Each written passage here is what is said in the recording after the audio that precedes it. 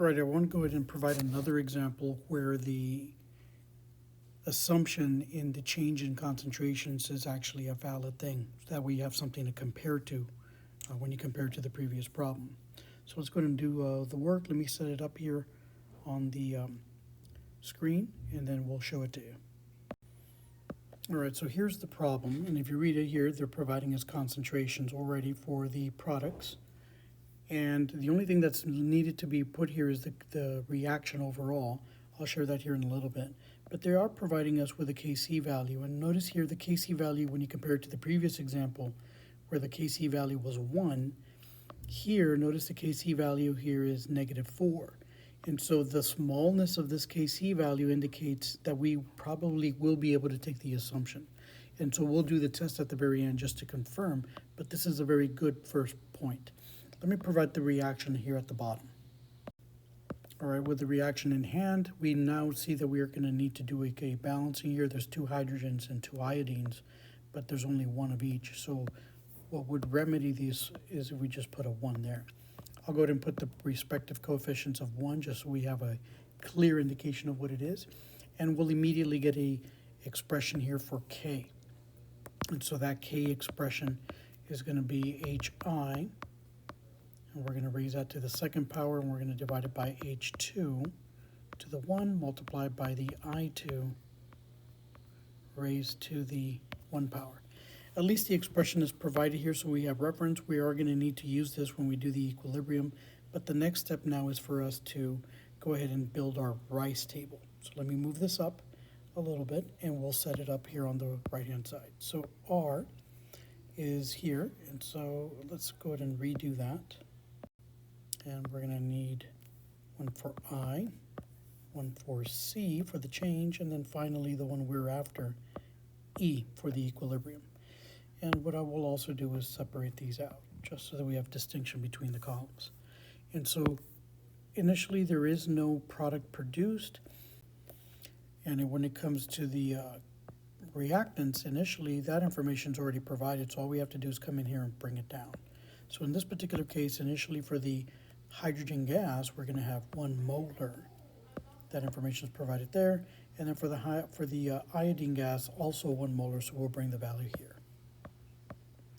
Moving on to the change here, negative changes occur for the reactants because they're being consumed. So we'll have a -x because of the coefficient. We'll bring it down. And so that'll give us a 1 here. And then for the other one, for the iodine, again, coefficient of 1, so we'll have a similar change here. So that should be here a -x, and if we bring that coefficient down, that'll be a 1. Now we'll do the same thing here for the product, but the products here are being produced, and so that's going to be a positive thing. And so we'll do here positive x, and we'll have to keep in mind that any change that occurs is proportional to the number of moles present, and so the 2 needs to be brought down. And so we'll do that here, put a 2.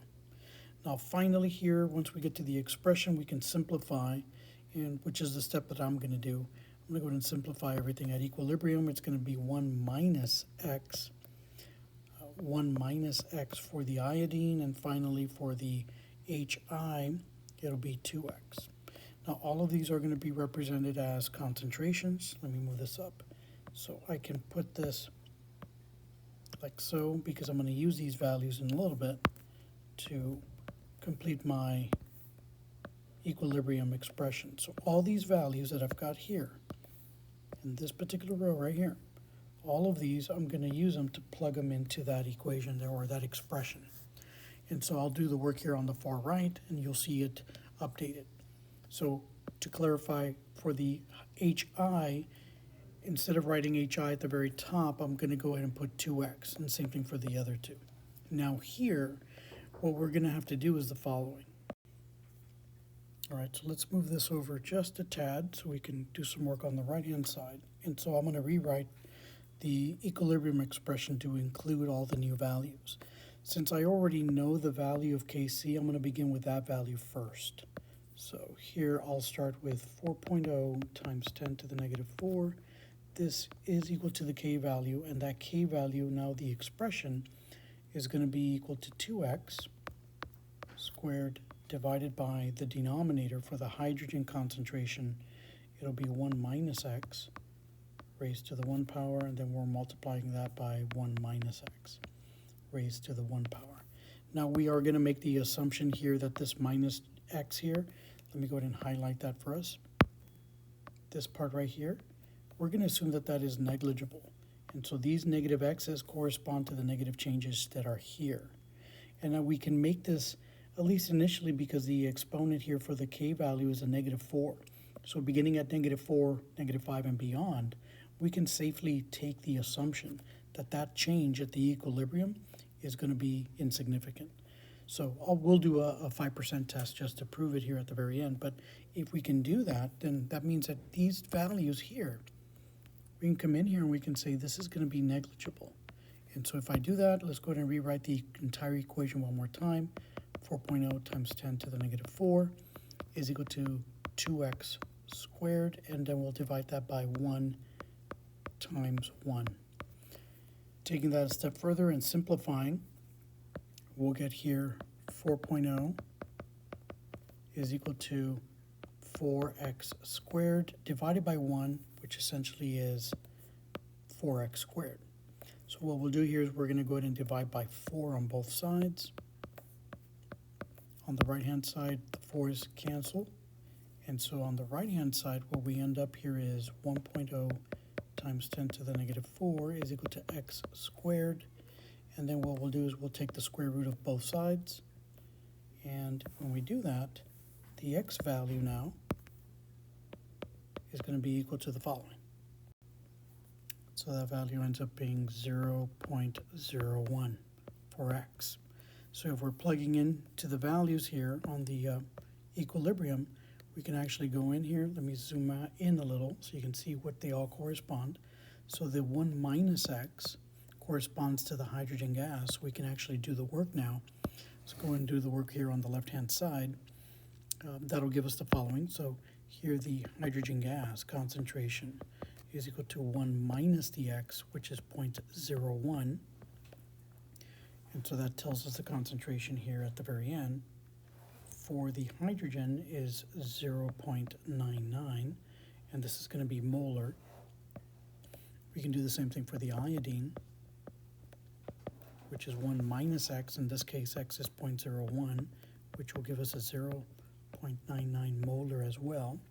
And then finally, for the HI concentration, this is going to be equal to 2 times x, 0.01, and if we multiply that again here, 2 times 0.01, that'll give us 0.02 molar. So these three are the concentrations that we're after here on the right-hand side or the left-hand side. Now the question is, are we justified? Well, if you notice here, you don't have to do just a calculation. I'll do one either way. But if you look at the concentration here at equilibrium, it's 0.99. The initial concentration was 1, so there was very little change from the original and the equilibrium value. So this is a very good sign that we're going to be able to take that assumption. So if I go ahead and do the 5% assumption, I'm going to go ahead and do this at the very bottom. Zoom out a little bit. I'll do the work down here. You don't have to do this anymore. Most of the problems on the AP exam allow you to make the assumption. But if I'm doing a 5% test, that 5% test says you take the value of x, which we just got right here, and I'm going to take that. So I'm going to take x divided by the initial concentration. So x initial. I'm going to take this and multiply it by 100. So the initial value here is 0.01. We're going to divide it by the initial. The initial concentration, if you look at it, is going to be 1 molar. So I'll put here 1 molar, and that'll give us 0.01. Now if I take this number here and multiply it by 100, that essentially means it's a 1%. Now the test that we're trying to do here is essentially going to do the following. So if the 5% test, so this test here, is it less than 5%? And so this is smaller than 5%. So therefore what we can do is we can actually do the following. We can say therefore, since 1% is less than 5, yes, the assumption is good. And so what does that literally mean? That means that that assumption that we did right here in this section, where we took the minus x, we're okay to assume that it's negligible. So here's the example that I wanted to provide you to contrast the previous one.